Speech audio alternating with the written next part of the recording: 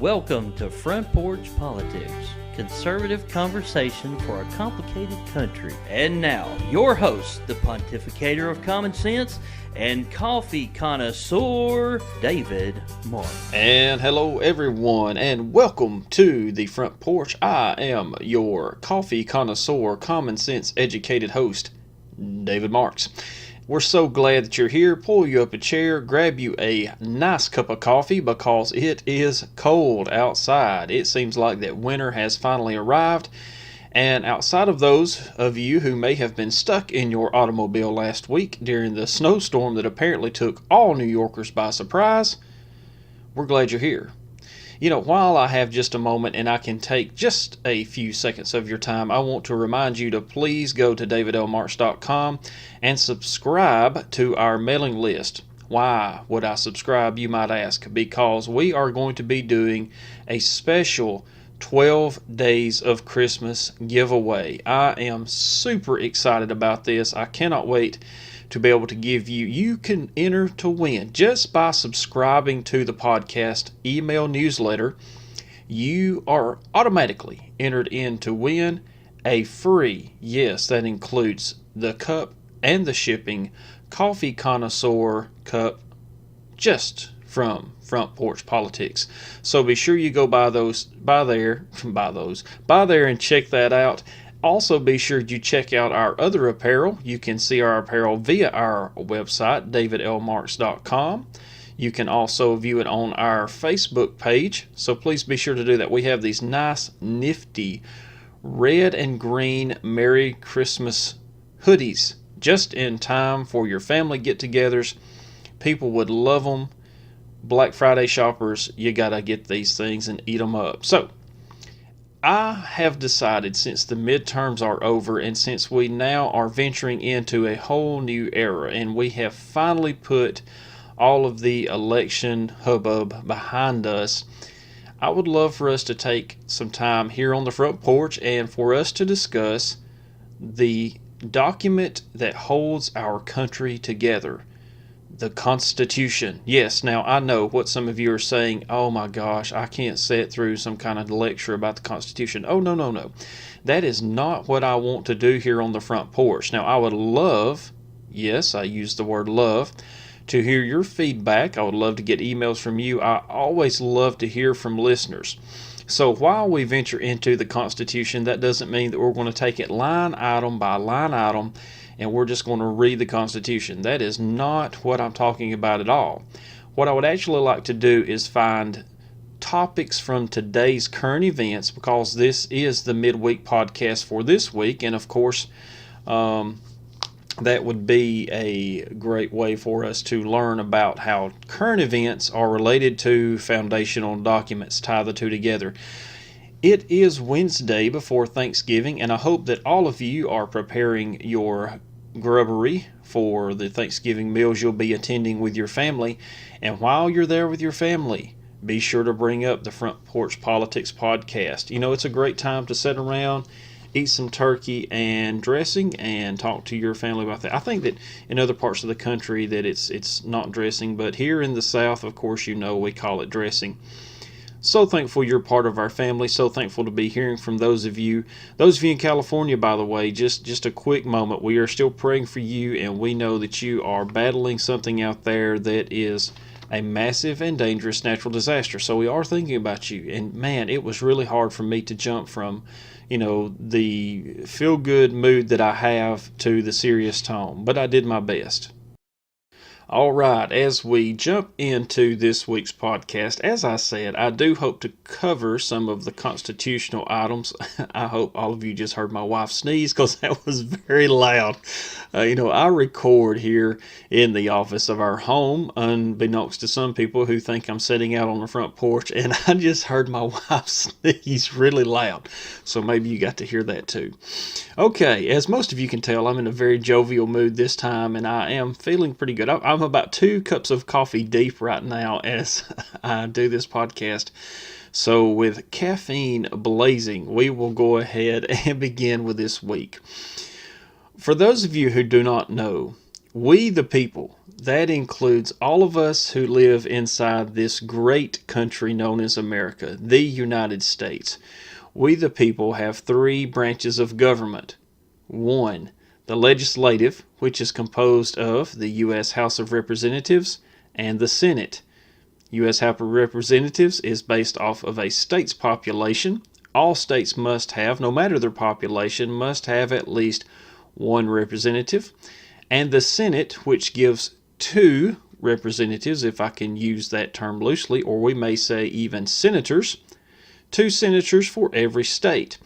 When the founders of our country, who I do believe, by no means were they perfect, but I do believe they were just geniuses in the way that they drafted and designed our country and our Constitution.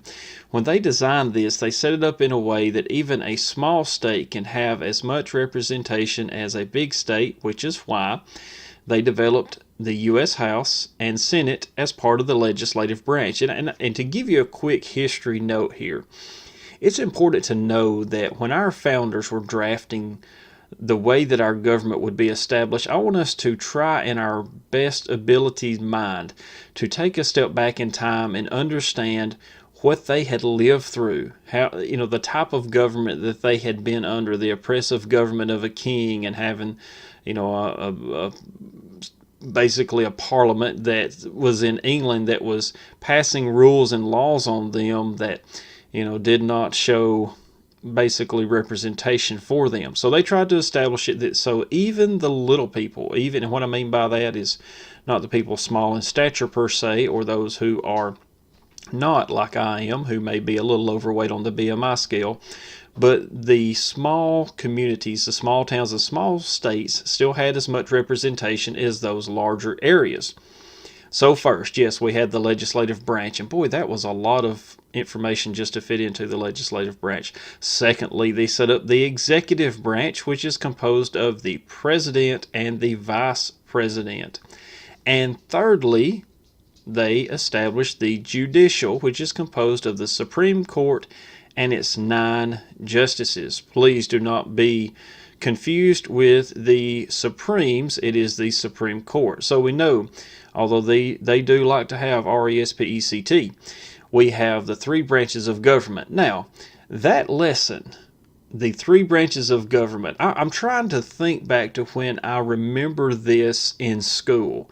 And I do believe that in Randy Stewart's 5th grade classroom at Henniger Junior High School, where I was probably a low B, maybe high C student. Maybe I didn't do that bad, but if you look back, I probably did. When I was that student in the 5th grade classroom, I remember this teacher. His name was Randy Stewart. He is now a retired teacher. Mr. Stewart made me gain a love of history. Now, I had had a love of history from before, from my parents. I know that my parents both loved history, and they taught me the lessons that of America and the history of America. But Mr. Stewart really made me start to love history. You've heard me say that before, I know. But Mr. Stewart, I remember in his 5th grade classroom is when we first started learning about the Revolutionary War and our founding fathers and everything that started leading up to the development of America and the gaining of our independence. And in that Alabama classroom, as a 5th grader, I learned about the 3 branches of government. Now, I tell you all of that not to just bore you with my own personal history. Hopefully that is relatable to some of you. But, and by the way, that was an established government that has been working over 200 years. And again, as I said, was designed by our founding fathers who did a great job. However, and I'm sorry, I'm going to probably laugh through some of this, so just bear with me. Please be patient. I don't know. I hope that you can get a chuckle out of this too. Laugh, whatever the word you want to say there. However, this week, Our new superstar congresswoman from the state of New York, Miss Alexandria Ocasio-Cortez, has not only shown that she does not understand economics, and the reason I say that is because she is a socialist, and of course she wants America to become a socialist country. But not only, and she holds an economics degree, but not only has she shown that she does not understand economics, she does not understand civics at all. And I have laughed so hard to myself about this. So this Boston University scholar, she shined like the superstar that she is this week.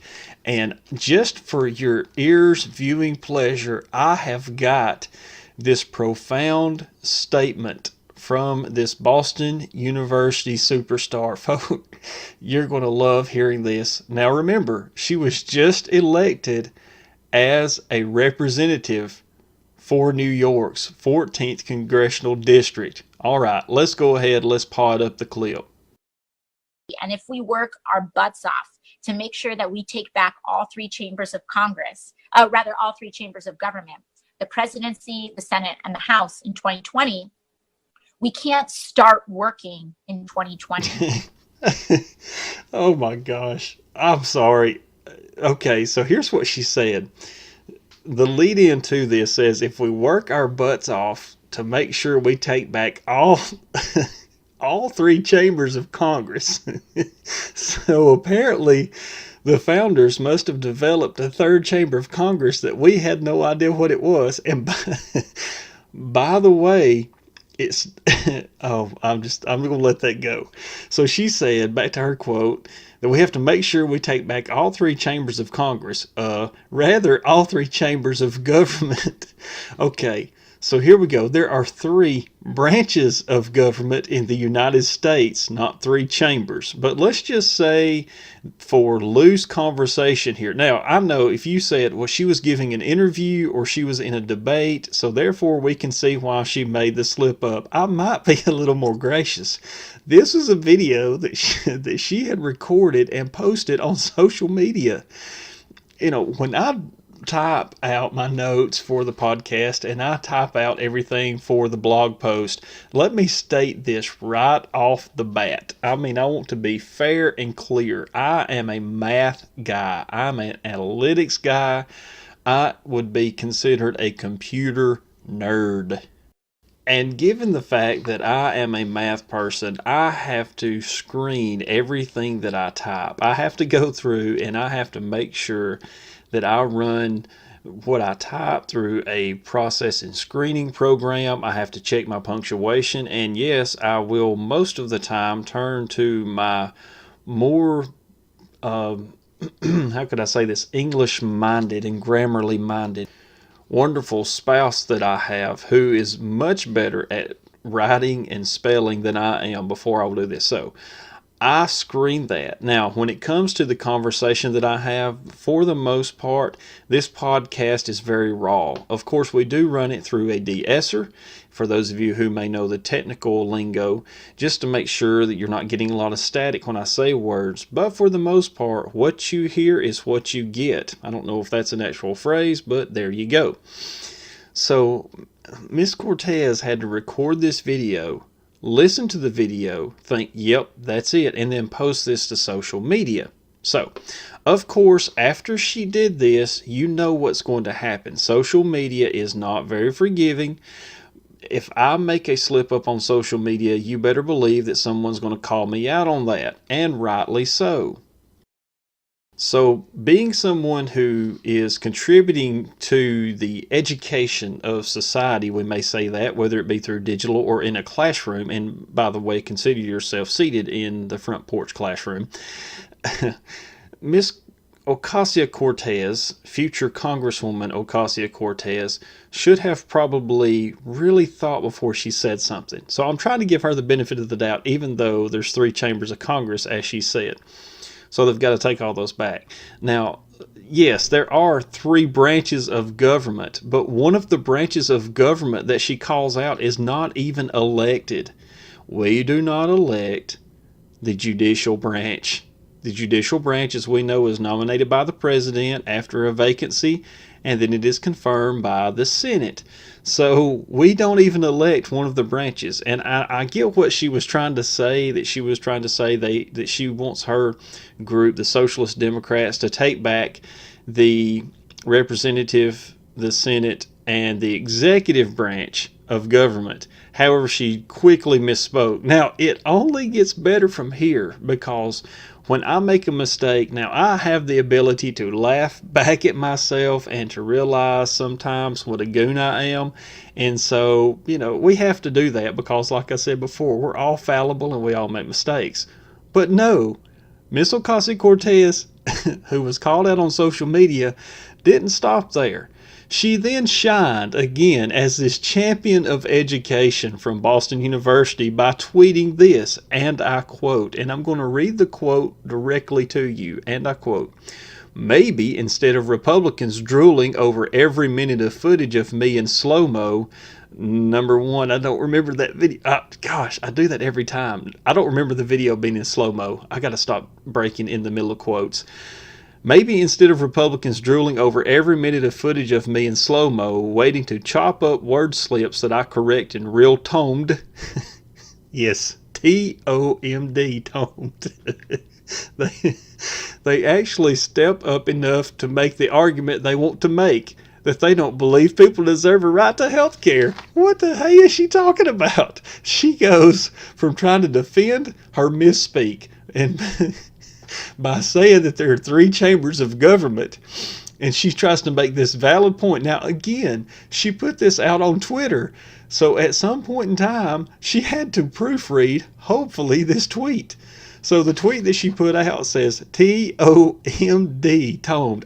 If you're someone out there who is a scholarly person, please tell me, maybe that's some kind of urban lingo. If you're a listener in New York, please tell me what the definition of the word T-O-M-D is. And I have to back that up because it's not just regular tomed, it's real tomed. R-E-A-L-T-O-M-D. Oh my gosh. Oh, and she's a congressman. Oh my Lord. So she did go back and correct this and say that she meant the word time. So she meant to put that I correct in real time. But I love how she deflects. She completely deflects away, and she says that they don't believe people deserve a right to health care. So, let's see, I've messed up. What can I do? They don't believe in health care. Oh, that sounds good. I think I'll type that out. So, here's my thing, Ms. Ocasio-Cortez. Stick to your points. When you mess up, don't start just talking about people drooling over you, because really you're not that important to us. Yes, you are one representative, and yes, you have made my podcast, but it's not for champion reasons like doing something about health care or pushing your causes, which even though I disagree with you, it's all about your presence and what a goon you're making of yourself. Please stop doing that. She just needed to stop right there. She needed to stop in her place, and she needed to move on and let it go. So, all that being said, I hope that some of you have learned something from that. So, yes, if you call out someone for saying there are three chambers of our government, then that must automatically mean that you don't believe people deserve a right to health care. I'm sorry. I just can't stop. Oh my gosh, it's so good. Oh, okay. So, let me be the first to state that I am not a great writer. Or for that fact, I am not a great speller either. And apparently I can't say right words because I said either. Oh, I will make plenty of mistypes and misspeaks, as you all know. But for the socialist to misspell in her deflection just makes her look like a real tomed. I know. I misspelled it in my blog post, and I also misspoke it here. Oh, it's just bad. I really hope that her live-in boyfriend, Riley Roberts, by the way, does not let her pay the bills or draft their budget, because she's already proven she doesn't understand economics. So maybe she might put, their real-time spending. So, I, however, being a student of history and of common sense and the Andrew Griffith Show, I would like to take some time to educate our newly elected Congresswoman from the 14th District of New York. Now, may I introduce to you, the listening audience, the Constitution of the United States of America. So I wanted to take time, as I said, I wanted to go over the Constitution. So here's what I would like to do with you. Article 1 of our Constitution, guess what it covers? Legislative. Dun, da, da, da. One of the chambers. All right, this is one of the branches of government. In Article 1, Section 1 says, all legislative powers herein granted shall be vested in a Congress of the United States, which shall consist of Senate and House of Representatives. So, Ms. Ocasio-Cortez, listen carefully because this is for you. Section 2 of Article 1 says, the House of Representatives shall be composed of members chosen every second year by the people of several states, and the electors in each state shall have the qualifications requisite for electors of the most numerous branch, I said the word branch on purpose really loud, of the state legislature. It doesn't say chamber. Number 2, this is still part of Section 2, Article 1. No person shall be a representative who shall not have attained the age of 25 years, and I'm going to bring up a point with that in just a moment, so bear with me, and been 7 years a citizen of the United States, and whom shall not, when elected, be an inhabitant of the state in which he, of course now she, shall be chosen. Section 3, this is Article 1 of the legislative part of our Constitution. This does not pertain to Ms. Ocasio-Cortez, but it says the Senate of the United States shall be composed of 2 senators from each state, chosen by the legislature thereof, 3 for 6 years, and each senator shall have 1 vote. By the way, that senator choosing process has now been changed by popular vote, and we all know that. Now, you must be 30 to be a senator, and I told you that I would relate back to that later.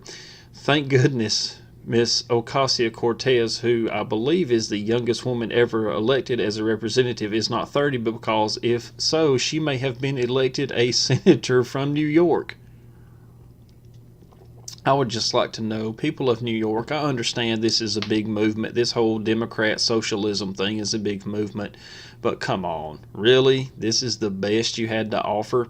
And Democrats out there, my Democrat friends, I'm pleading with you, please, I know they're wanting to make her the superstar in your future of the party. They're wanting to make her the face, and Bernie Sanders is pushing for that. Please don't allow that to happen. Please. I think this is why our founders wanted. Now, granted, life expectancy was a lot shorter during the colonial times of America than it is today. But I really think there's a reason why our founding fathers put age limits on how old you had to be elected as a representative or as a senator, because they didn't want people running around in real tone out there in society. Sorry, I'm probably going to use that phrase a lot with my friends during Thanksgiving, especially my family. But they wanted to make sure these people were competent when they were elected to this position. And here's the crazy thing about it. Some of the people who were elected as representatives and senators at the time, and some of those who maybe even drafted part of our Constitution, had, quote, less education, unquote, than those who are serving today in real tone. Now, as I said before, I hope that you now consider yourself a student in the Front Porch Politics classroom. And now, I hope that you can let what you have learned in the classroom today ferment and seep into your mind. Because it is important that we know the Constitution is the founding document that holds us all together. And I know I'm switching from, kind of a laughter mode here to serious for just a moment, but if I can have your attention and gather everyone in, the Constitution is the document that holds our country together. This is a genius piece of work by people over 200 years ago that had lived under the constraints of a kingdom and a king, and they had absolutely enough. So they did this with good forethought, and they did this through good wisdom, where they broke down and they put paper or quill, we may say, and ink to paper, and they drafted this. Now, if you go back and you actually read the original Constitution, and it is important to know I am not a constitutional lawyer, and any constitutional lawyer out there, I know Mark Levin would probably rip me to shreds. That's not what I do for a living. That's not what I have studied. But there's going to be misspelled words in the Constitution. You're going to be like, see, they couldn't spell then. But the difference was their word usage then was different than ours now.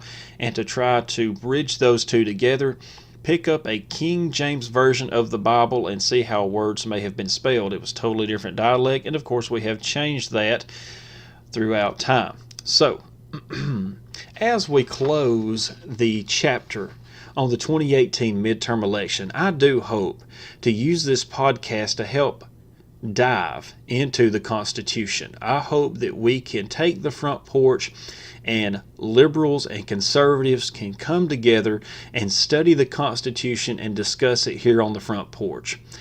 Maybe by doing so, we, including myself, let me say that first. Paul the Apostle said in the Bible that he felt like he was chief among sinners. Well, Paul wrote 2/3 of the New Testament, but yet he said he was chief among sinners. That kind of lets you know how humble he was. Let me say that while confident in what I give you on a conservative point of view, I am very humble in the fact that I realize I know very little and I have a lot to learn.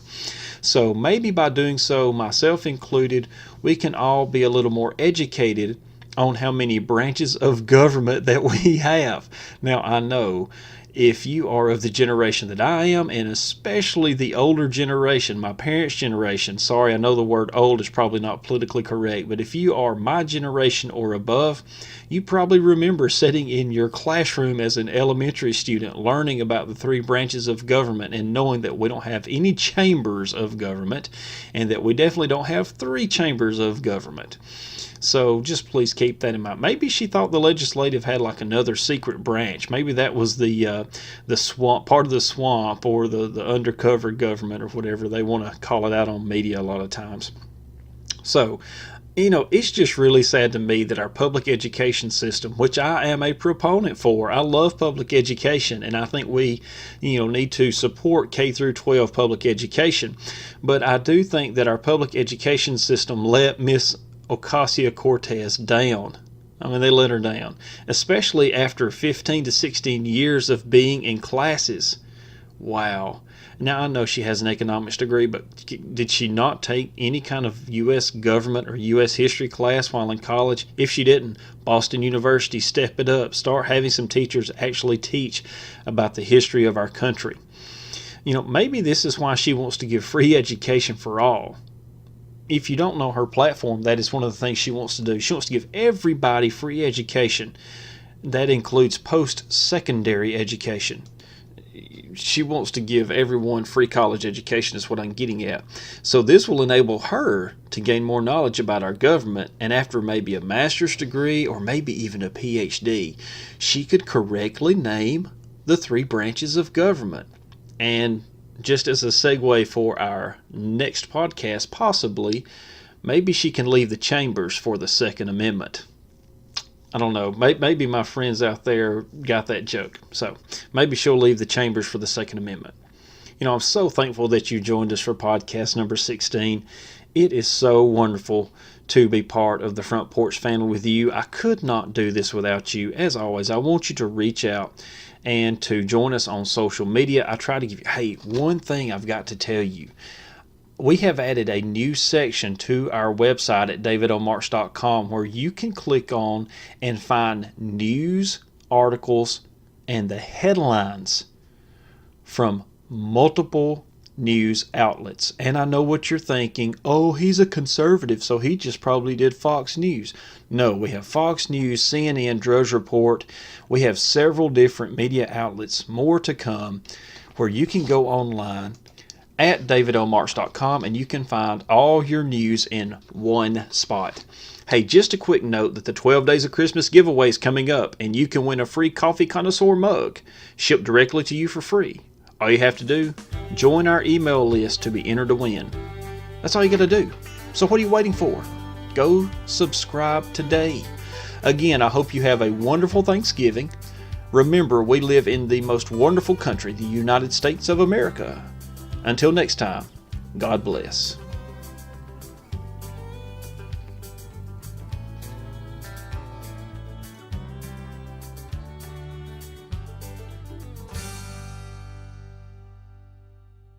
Thank you for listening.